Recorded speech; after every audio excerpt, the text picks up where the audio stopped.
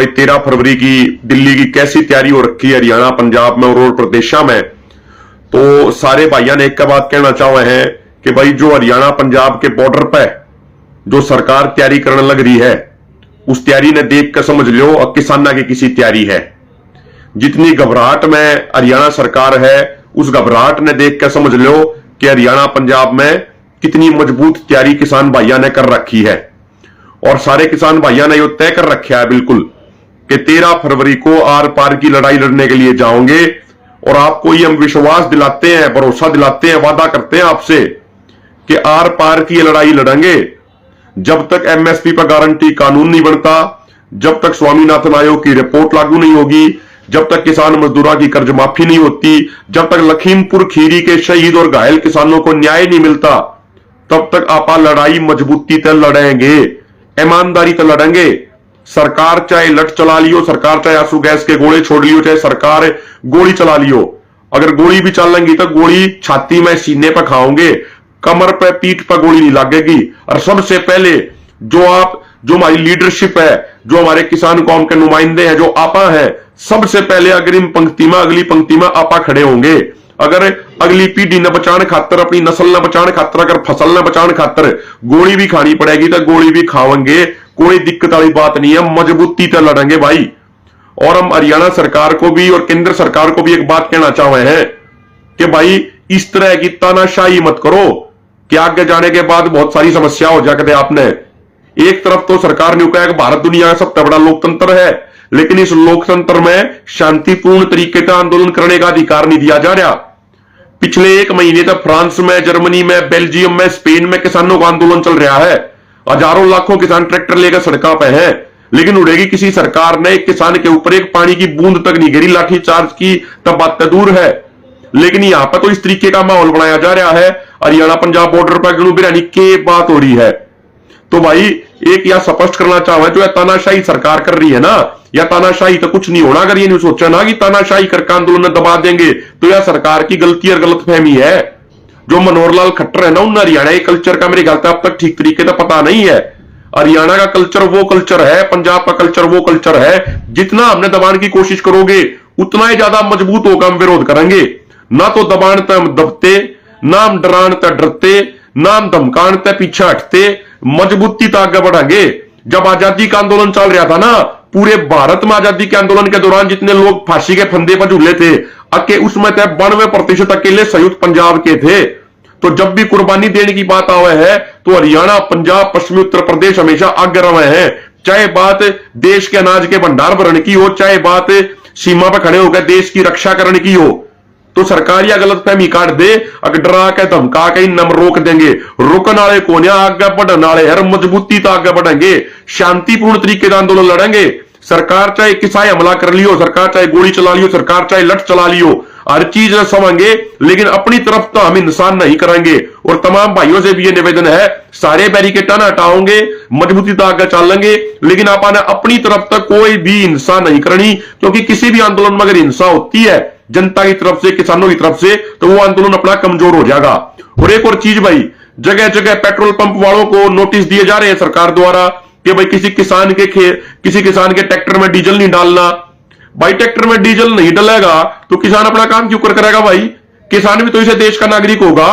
सरकार petrol pump वाले तो नोटिस दे रही है कि भाई कोई डाल लगा, अगर कोई डीजल डाल लगा किसान के ट्रैक्टर में, तो उसके ऊपर कार्रवाई होगी। तो भाई ये तरीके सरकार के तानाशाही दिखा रहे हैं।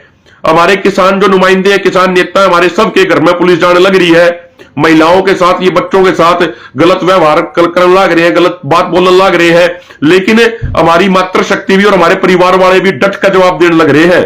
और के नोटिस चिपकावे सरकार वाले, अगर भाई हमें खाते सीज कर देंगे, हमें थारी प्रॉपर्टी उसमें जब्त कर लेंगे। अरे हम प्रॉपर्टी के जब्त होने तक, खाते के सीज होने तक डरने वाले कौन? अगर इन चीजों तक डरने वाले होते तो हम आंदोलन ना करते। और क्या करोगे? हमारे खाते सीज करके 5-7 हजार रुपये पाओगे, उसका फालतू तामने पावे कौन? क्योंकि किसान तो ही सरकार ने कतिये बर्बाद कर दिया, हमारी आमदनी तक कतिये घटा दी। तो पहला आपा नहीं डरे तो ये आपा कौन सा डरेंगे? लेकिन सरकार को हम यह बात स्पष्ट शब्द में चेतावनी देना चाहे हैं कि सरकार इस तरीके की तानाशाही रवैये तक बाज आवे, नहीं तो सरकार को फिर वह चीज आगे आने वाले समय में बहुत महंगी पड़ने वाली है। दूसरी बात मेरे भाइयों, एक आपको अपडेट कर दे, कल भी अपडेट दिया था रात को, आज भी अपडेट दे दे। परसों रात को केंद्र सरकार की तरफ से संदेश आया था संयुक्त किसान मोर्चा, राजनीतिक और किसान मजदूर मोर्चा दोनों फोरम के पास कि केंद्र सरकार के मंत्री बात करना चाह रहे हैं। तो कल चंडीगढ़ में बातचीत हुई थी जिसमें केंद्र की तरफ से माननीय कृषि मंत्री अर्जुन मुंडा जी, माननीय पीयूष गोयल जी, माननीय Nityanand Rai ji ministry of state for home, और पंजाब के मुख्यमंत्री माननीय भगवंत मान जी थे, और अन्य एग्रीकल्चर मिनिस्ट्री के और काफी अधिकारी थे, और पुलिस के आला अधिकारी थे।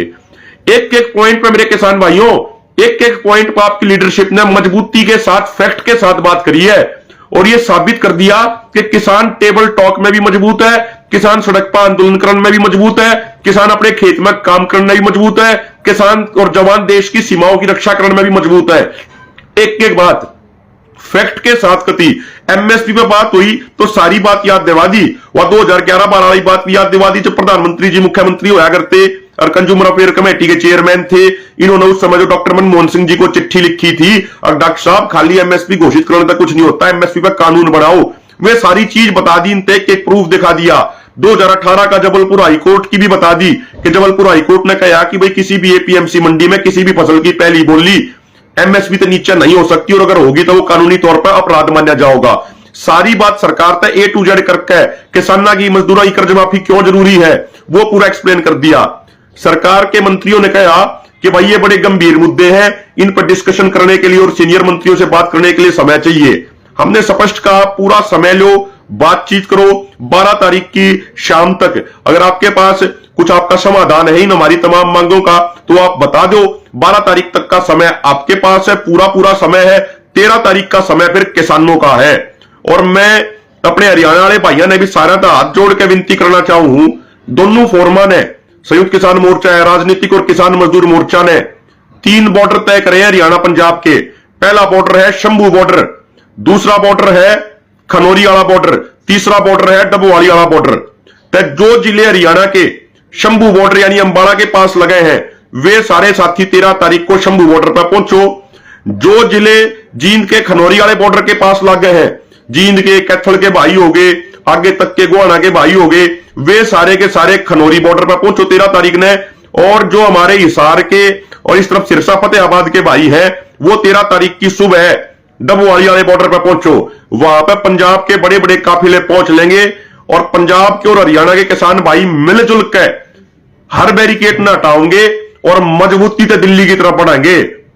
भाई हम गोलियां तो डरे कोन्या, लाठियां तो डरे कोन्या, आंसू गैस की गोलियां तो डरे कोन्या, आंदोलन करेंगे शांतिपूर्वक, लेकिन दिल्ली कूच होगा।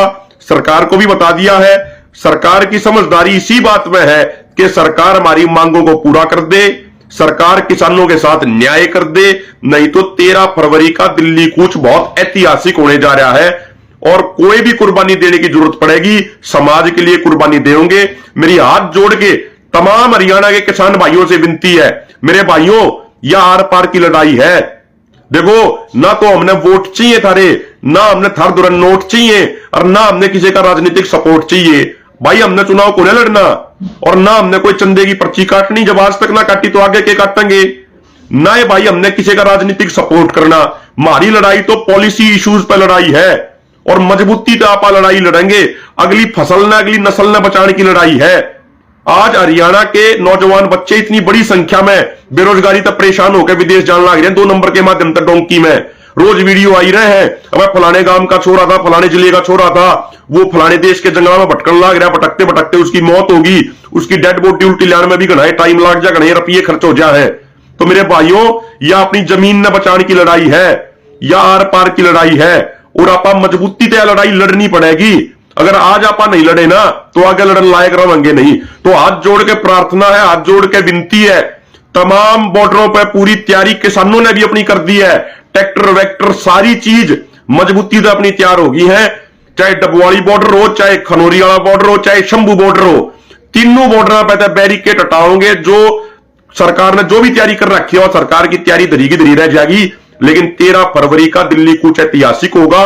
और यह भी बात स्पष्ट कर दें, हमने कल भी सरकार को मीटिंग में यह बात बोली कि भाई एक तरफ तो सरकार न्यू कवे है, अगर हम बातचीत के रास्ते खुले रखना चाहे हैं, बातचीत कंटिन्यू करना चाहे हैं, लेकिन दूसरी तरफ हरियाणा में इस तरीके का व्यवहार किया जाने लग रहा है, तो ये दोनों चीज एक साथ नहीं चल सकती। और एक बात और कहना चाह रहा हूं भाइयों, अंत में गांव गांव में जाकर, हमारे पास ये रिपोर्ट है, पुख्ता रिपोर्ट, कि गांव गांव में जाकर हरियाणा पुलिस वाले अधिकारी सरपंचा दौरे और पंचा दौरे लिखवावे हैं कि आपके गांव में तो कोई नहीं जागा, आपके गांव में तो कोई आंदोलन में शामिल नहीं होगा। ये पर्चा पे लिखवाए तो कुछ नहीं होना खट्टर साहब। जिंदा जमीर के लोग अपनी जमीन न बचाने खातिर आंदोलन में जावेंगे। और एक चीज और क्या कर रही है सरकार, पिछले आंदोलन में भी जो तथाकथित सरकारी और दरबारी लोग, उनकी वीडियो डलवाने लग रहे हैं। की बार भी न्यू कहा भाई किसानों को नहीं जाना चाहिए, बातचीत करनी चाहिए। अरे बातचीत पहला भी तो करीब 12 राउंड की, 2 साल हो गए बाट देखते हुए, कितनी बार ज्ञापन दे लिए, उन ज्ञापना का जब कोई असर नहीं पड़ा। जब तो आपा ने 13 फरवरी वाला दिल्ली कूच का फैसला लेना पड़ा, ना तो 2 साल हो लिए, 2021 के बाद 2024 आ गया, इतनी टाइम हो गया बाट देखते देखते, लेकिन उसका कोई नतीजा तो निकला कौन। तो भाई ये जो कुछ सरकारी दरबारी लोग है ना, ये लोगों ने भ्रमित करने खातिर कुछ गलत बयानबाजी करें, लेकिन कुछ फर्क नहीं पड़ना। जो आदमी पिछले आंदोलन में भी सरकार की तरफ तो बयान दिया करते, अपने आप ने खाप प्रधान बता के, अपने आप ने किसी सामाजिक संगठन का प्रधान बता के, वे आदमी आज फिर गलत बयानबाजी कर रहे हैं। लेकिन भाई उनकी बयानबाजी का कोई फर्क नहीं पड़ना। किसान मजबूत है, आप मजबूती से लड़ेंगे। और हाथ जोड़ के मेरी प्रार्थना, हाथ जोड़ के विनती है, जिस भाई को ये लगता है कि लखीमपुर खीरी के शहीद और घायल किसानों को न्याय दिलाना जरूरी है, आज भी कुछ भाई से घायल हैं जिनके 5-5 ऑपरेशन हो लिए।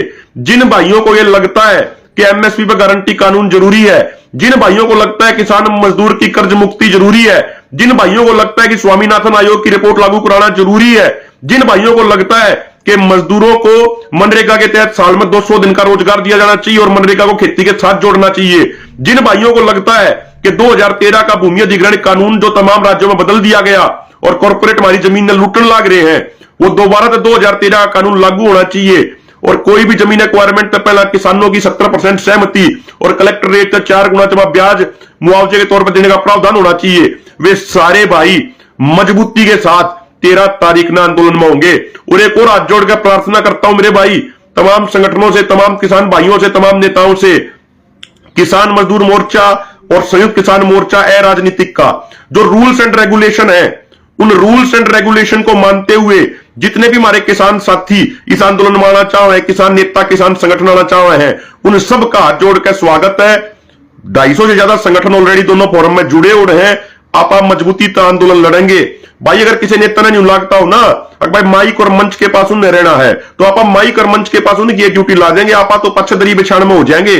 आप ने कोई दिक्कत नहीं है ना, हमारे फोरम में कोई दिक्कत है, चाहे संयुक्त किसान मोर्चा राजनीतिक फोरम हो, चाहे किसान मजदूर मोर्चा फोरम हो। लेकिन हाथ जोड़ के विनती है मेरी, जो दोनों मोर्चों के रूल्स एंड रेगुलेशन है, उन रूल्स एंड रेगुलेशन तो मानने पड़ेंगे और रूल्स एंड रेगुलेशन मान के ही मजबूत लड़ाई लड़ी जा सके है। तो सारे भाइयों से फिर हाथ जोड़ के विनती है, 13 तारीख की सुबह हरियाणा वाले भाई, जो अंबाला के आसपास के भाई हैं वो शंभू बॉर्डर पर पहुंचो, जो जींद कैथल के भाई हैं वो खनौरी बॉर्डर पर पहुंचो, और जो हिसार फतेहाबाद सिरसा के भाई हैं वो डबवाली बॉर्डर पहुंचो। बहुत बहुत धन्यवाद। और अंत में निवेदन है, वीडियो भाई सारे भाई अधिक से अधिक शेयर कर दो।